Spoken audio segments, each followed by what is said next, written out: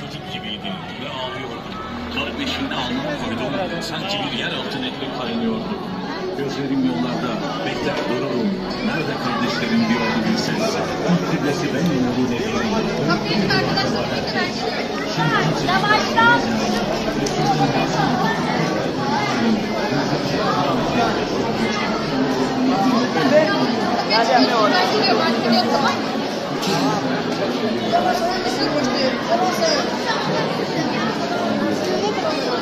Yetimler Vakfı Batman temsilciliği olarak yardım çalışmalarımıza devam ediyoruz. Şu an Gercüş ilçemizdeyiz. Gercüş Yetimler Vakfı temsilciliği olarak yetim, muhtaç, öksüz ailelerimize yardım amaçlı bir kermes düzenledik. Kermesimize yoğun bir katılım gerçekleşti. Kermesimiz için katkıda bulunan, alışveriş yapan, bu şekilde bir anlayışla gelen herkesten Allah razı olsun.